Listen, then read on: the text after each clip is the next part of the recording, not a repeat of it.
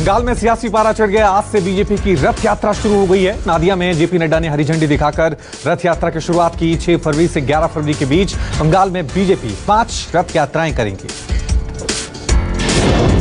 मालदा में बीजेपी अध्यक्ष जेपी नड्डा ने किसानों के साथ खाना खाया और संदेश देने की कोशिश की कि बीजेपी की सरकार किसानों के साथ है। जेपी नड्डा मालदा के इंडियन सेंटर फॉर एग्रीकल्चर में गए। नड्डा ने वादा किया कि खेती में भारत सरकार योगदान देगी।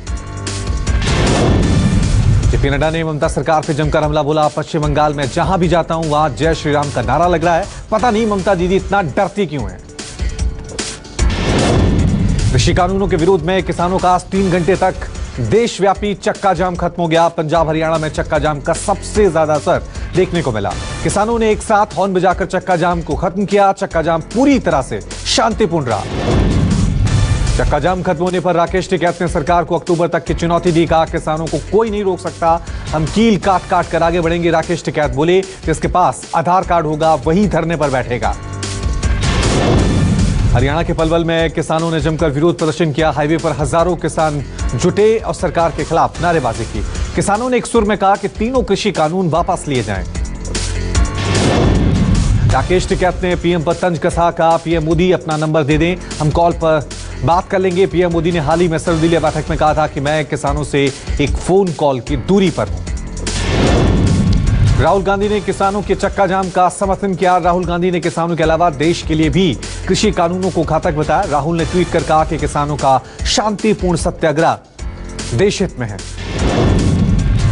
राहुल गांधी ने महंगाई को लेकर मोदी सरकार पर निशाना साधा। का देश और घर दोनों का बजट सरकार ने बिगाड़ दिया है। बजट पेश होने के बाद पेट्रोल डीजल के दामों में उछाल, आम आदमी की जेब ढीली हो गई है। पूर्व कैबिनेट मंत्री हरसिमरत कौर बादल ने किसानों के प्रदर्शन को लेकर पंजाब के मुख्यमंत्री अमरिंदर सिंह पर निशाना साधा। कहा अमरिंदर सिंह ने बॉर्डर पर जाकर किसानों का एक बार हालचाल तक नहीं लिया। जम्मू कश्मीर में श्रीनगर के छानापोरा इलाके में आतंकी हमला हुआ। इस हमले में सीआरपीएफ का एक जवान घायल हो गया। इलाके की घेराबंदी कर आतंकियों की तलाश में अभियान चलाया जा रहा है। जम्मू में सुरक्षा बलों को बड़ी कामयाबी मिली। सुरक्षा बलों ने लश्कर के मुस्तफा के कमांडर हिदायत उल्लाह को गिरफ्तार किया। साथ ही अनंतनाग से 2 मददगार भी पकड़े हैं। राजभवन में आज से पुष्प प्रदर्शनी शुरू हो गई है। सीएम योगी आदित्यनाथ ने पुष्प प्रदर्शनी का उद्घाटन किया। 8 फरवरी तक चलने वाली इस प्रदर्शनी में राज्य भर के नामचीन किसान हिस्सा लेंगे। सीआरपीएफ की पहली महिला कोबरा कमांडो टीम अब नक्सलियों से लोहा लेगी। सीआरपीएफ ने अपने प्रतिष्ठित कोबरा यूनिट में शामिल करने के लिए महिला कमांडो की पहली बैच का चयन किया है। दिल्ली सरकार ने मेधावी छात्रों को स्कॉलरशिप देने का फैसला किया है। कक्षा 9वीं के मेधावी छात्रों को मिलेंगे 5,000 रुपए। पीएम मोदी ने गुजरात हाईकोर्ट के डायमंड जुबली समारोह को संबोधित किया। कहा न्यायपालिका ने संविधान की सुरक्षा का दायित्व दृढ़ता से निभाया है। न्यायपालिका ने कठिन समय में संवैधानिक मूल्यों की रक्षा की है। पीएम मोदी ने कहा कि रूल ऑफ लॉ हमारे संस्कार का अधिकार रहा है। न्यायपालिका डिजिटल हुई है। आज सभी ऑर्डर केस फाइलिंग ऑनलाइन होते हैं। ईज ऑफ जस्टिस पर काम किया जा रहा है।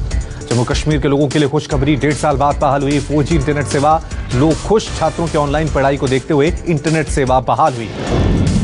अनुच्छेद 370 हटाए जाने के बाद 5 अगस्त 2019 से जम्मू में बंद थी इंटरनेट सेवा।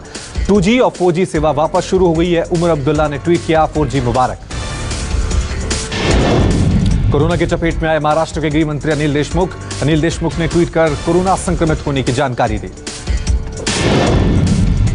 यूपी में बजट सत्र से पहले विधायकों का कोरोना टेस्ट अनिवार्य है। टेस्ट रिपोर्ट के बाद ही विधानसभा में एंट्री होगी। यूपी में बजट सत्र 18 फरवरी से शुरू हो रहा है। वैक्सीनेशन को लेकर गुड न्यूज। अगले महीने से देश में बुजुर्गों और 50 साल से ऊपर के लोगों को लगेगी वैक्सीन। वैक्सीनेशन के पहले और दूसरे चरण में अब तक 52,90,000 से ज्यादा फ्रंटलाइन वर्कर्स को वैक्सीन लगी है। ग्रेटर नोएडा में डबल मर्डर केस में अभी तक आरोपी का कोई सुराग नहीं। पुलिस कर रही है मामले की जांच। शिमला में बर्फबारी से मॉल रोड की सड़कों पर बर्फ की मोटी परत जमी। नरकंडा, कुफरी और चैल में भी स्नोफॉल से तापमान में भारी गिरावट। इजरायल दूतावास ब्लास्ट मामले में अब खुफिया एजेंसी मोसाद एनआईए की मदद करेगी। मोसाद की एक टीम ने इसके लिए एनआईए से मुलाकात की थी। 29 जनवरी को दिल्ली में इजरायल दूतावास के बाहर आईडी विस्फोट हुआ था। आपको बता दें। नमस्कार, मैं हूं मानक गुप्ता।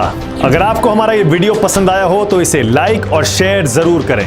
और हां, हमें सब्सक्राइब और फॉलो करना ना भूलें ताकि आप देश और दुनिया की कोई खबर मिस ना करें। तो जुड़े रहिए हमारे साथ और देखते रहिए न्यूज़ 24।